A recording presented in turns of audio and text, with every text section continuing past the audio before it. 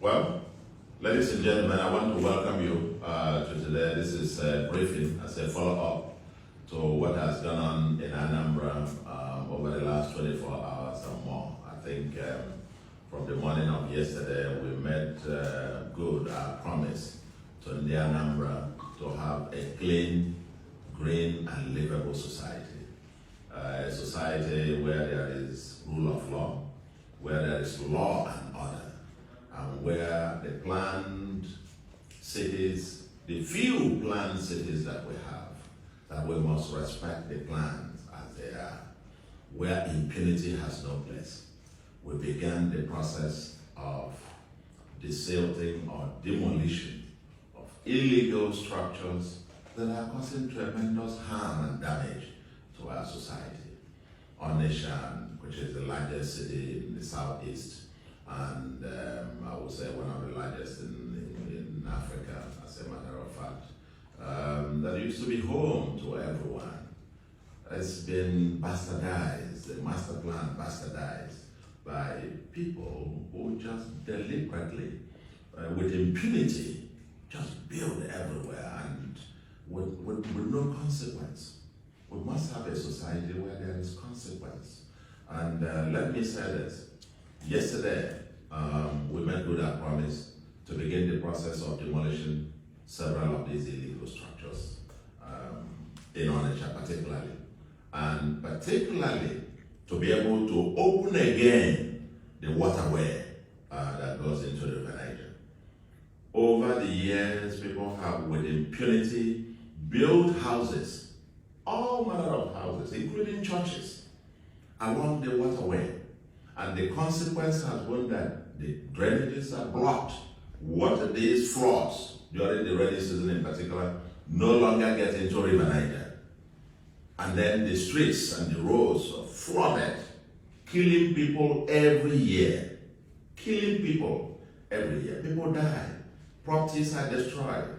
Our roads become emergency rivers whenever it rained. But this cannot go on.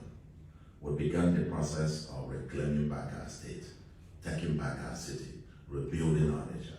Our urban regeneration cannot get traction without cleaning the waterways, getting the place clean and green.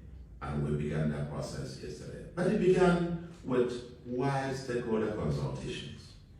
First, on the 1st of April, all the buildings that actually block the waterways were all marked by the Fiscal Planning Authority of the state. On the 1st of April, they were marked with a lot of noise and news around it.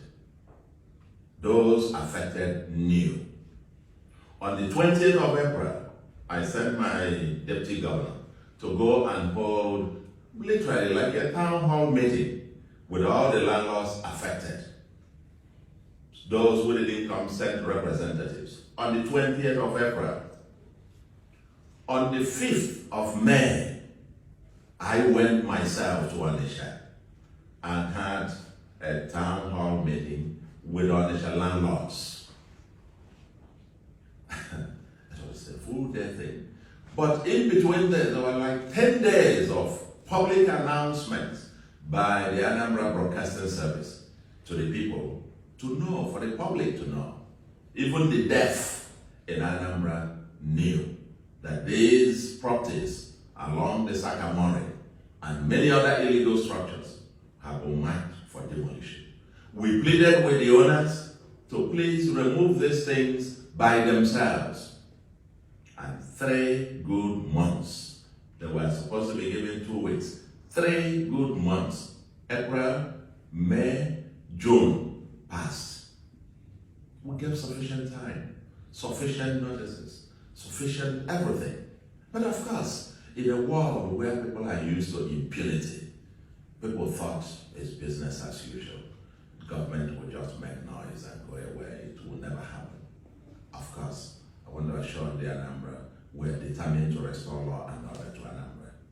We're determined to build this livable and prosperous homeland. And it must start with restoration of security, restoration of law and order, where rule of law prevails. And so yesterday we began the process. And the process began with trying to demolish several of these. And I want to report to you that so far, so good. So far, so good. We've achieved tremendous results.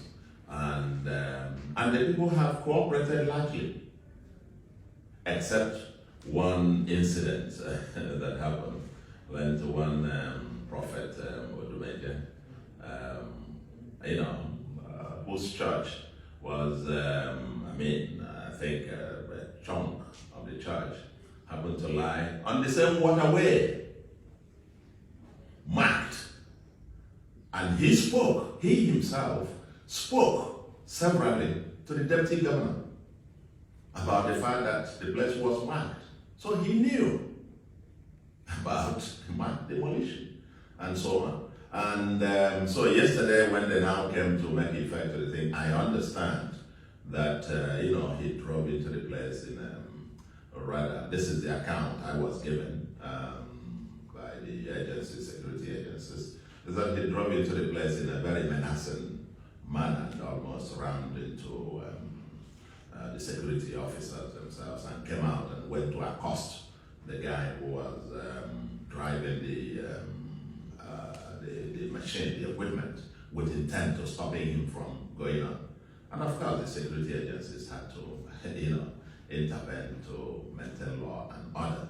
And incidentally, in the process of it, I saw in the video that I think he was manhandled because, as I said, he was adamant and trying to be very aggressive and so on and so forth. Why we don't, excuse or say, okay, whether it's manhandled or this is a society of rule of law, so to speak, everybody is entitled to justice and fairness and so on and so forth. And what I see is entitled to be treated fairly and in a humane way in the circumstance. But let nobody, dare to doubt the resolve of this government and the security agencies to maintain law and order. To maintain law and order. If you go to challenge the authorities will reply you. We've been fighting criminality all over, and I want to tell our citizens, these law enforcement agents have been fighting to keep us alive. They're putting their own lives on the way. They are still putting their life on the way to help us to clean our places and so on and so forth. And let nobody, they also deserve to be treated with decency, respect, and so on. They should be honored. And Anambra State respects our law enforcement agents. And we will continue to support our law enforcement agents. The citizens, no doubt, have their own rights as well. We encourage our law enforcement agents, to the extent possible, to treat ordinary citizens with the decency that they deserve. But I dare say to people who trade in impunity and who say nothing can ever happen, to the extent of going to dare the law enforcement agents and dare to want to physically stop the ongoing demolition efforts, so that nobody should doubt our resolve to keep this state safe and orderly. And I tried myself. In fact, when I had the account of what happened, I called him myself. I placed a call. I called. It rang out yesterday, and I called him again this morning. I wanted to hear personally his own side of the story before we could make a determination. I'm sure if he looks through his phone, he will see my missed calls. I called him because, every citizen, I'm governor of everyone. And so I intend to hear from everybody and be able to make a balanced and fair judgment. But the truth be told, they were sufficiently informed. Everybody knew that this would happen. He himself had tried to want to ask, okay, probably, Bobby talk to our deputy governor. I've been following their conversations and his own stuff. So he knew that this was coming. But unfortunately, this must happen regardless of whose ox is God. And what has happened so far, ladies and gentlemen, is that when I say that it's been going on so far, so good. For example, that Holy Ghost intervention church involving part of the gate fence and so on and so forth is the one that is directly being brought down, blocking the drainage channel. There is almost estate fence wall, which was within the stipulated setback, that has been also done with. St. Dominic Catholic Church, second, involving the old fence wall and shops blocking the drainage channels, have also been brought down. You know, and several shanties, structures along St. Dominic and Wangene drainage channel have also been brought down. And then structures, shanties, and fence wall along Wangene drainage and so Biafra market entering River Niger. Those have been also done. And shanties along Akuna or Jete, Silas Walks, Wally Walk, Fege, and Onitsha South drainage channels have also been dealt with. Now we have the area at Bulekwe area of Silas Walks. That's also been dealt with. And just as we were talking a few minutes ago, they were actually going to Lady Queen of Peace Catholic Church also to take out the portion of the church premises that interfere with the drainage channel. Everybody, and there is a Pentecostal church, I understand, also along the way. It will also give way. It will also give way. I think there are 2 Catholic church parishes along that channel. All the parts that impinge on the drainage way have been taken away. And I understand when they went to St. Dominic yesterday, the Reverend Father in charge actually granted interview. They were very cooperative. They knew, everybody knew that this was going to come. And everybody knew and still know that this is in public interest. We can't have a society where, the waterways, the drainage ways, Anambra's existential threat is the environment. The flooding, the cause all manner of erosion, killing people every year. And now we want to solve the problem. And some people want it to continue as it used to be, with people dying every day, with people, every year, and properties being damaged, and erosion sites developing everywhere. Of course, it just got to stop. So all I want to say to you in the Bible now is that so far, so good. The demolitions will continue and until we clear Sakamori. And let me also say this. To all those who have their illegal structures, unapproved structures in the markets, some people are building structures in places where there should be public parks. You take the main market, you go there, they have almost filled the parks there with all kinds of structures. Some of them, there is one that was ongoing, and I personally spoke to the developer, and that place has been marked. As day follows night, it will come down. Even if they build it a 100-story building, it must come down. Impunity must stop for us to have a decent society. And this is what we're about. Fighting criminality and impunity.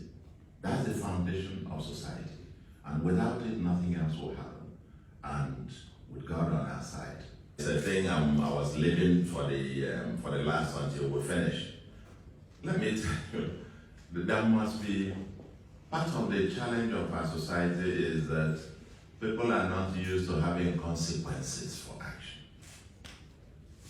And we want to tell them the Anambra and Nigerians and the world, everywhere in the world, there is consequence for misconduct.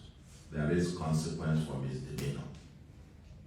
If you build in a place where you are not authorized to build, where you don't have a legal right to build, there must be consequence. Indeed, we had asked the people who had built on these channels to remove them by themselves. Now that they have failed, and I'm telling you, by the time we finish these demolitions, it's costing money to do that. It's costing us money to do the demolitions. It's going to cost money to take away the debris. We're going to put down the cost and send each one of them the bill. Yes, we'll send them the bill for the cost of these demolitions and the cost of doing this. Somebody was asking, somebody called me and said, oh, can they be given another place? I said, or should they be, you should be asking how much they will be paying the state. How much they should be paying for the people who have died because of their action. We should be asking those questions. 3 staff or 4 young men of United Bank of Africa died a few years ago, 3 or so years ago. Young people promising they just got new jobs, got into a car after job, but came out. But the place were blocked. And the massive flood, such as swept their car into a ditch, they were all drowned. That's the consequence of what these people blocking the drainage. They're the ones who should be apologizing to Ndi Anambra and pay compensation for the harm that they have been bringing to the city, to the people. For the deaths, for the people that their actions have led to their death. You know, this society can quite sometimes become funny. Funny.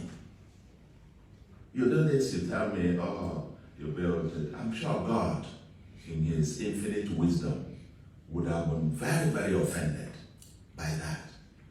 By anybody claiming that he built the church to worship God. Whereas you use that church to create a circumstance that is killing people, destroying the environment, destroying the properties of others. And you say you're worshiping. No! God will be angry. God is angry. So for those people who've done this, there will be consequence. When we finish this, we'll combine the bill, the cost of doing this, and we're going to slide it on them. Then they have to pay. They have to pay the state for the cost of doing this.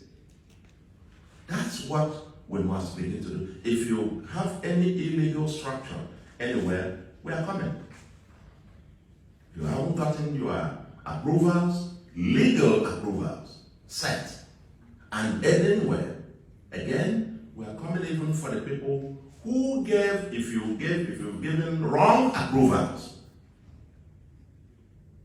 If you've given people approvals to build in a place where you know that this place is not to be built upon, the consequences also coming. We're going to fish those people out and hold them publicly accountable. Because this is the only way this impunity can stop. This is not a jungle. This is a society. And they go to Abuja and they see the order. They travel abroad. They enjoy the order. And then they come here. You think it's a place, a jungle. You can just do anything. And there's no consequence. No. The Anambra that I lead, in Anambra that I lead, there must be law and order. There must be rule of law. There must be consequence for misconduct. Thank you very much. No more questions, sir. Yes. No, that's okay.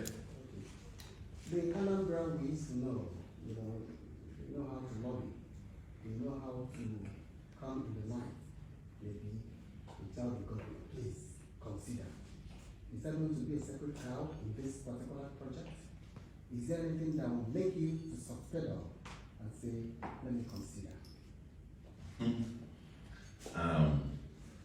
I think when I applied for this job, I knew that it's not going to be a tea party. And part of the reason we applied for this job is to join hands with all the people of goodwill to build a livable and prosperous homeland.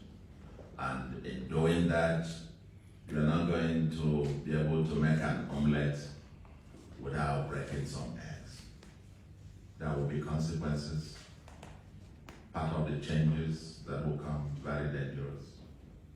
those who benefit are not going to walk away without their fight. We know part of this. We've been through this road before. But God, in His infinite wisdom, knows why He chose this time and hour for me to come into office. And we're determined to serve God by helping to make our place livable. And in that context, I'm not quite sure it is about who. It is about what is right. And we're going to do every day. My prayer to God is to give us the wisdom to know that which is right and the courage to get it done. And for me, and in this bit of this demolition thing, I think, how do you put it? I've just named to you 2 parishes of the Catholic Church. And by the way, I am Catholic, a proud Catholic.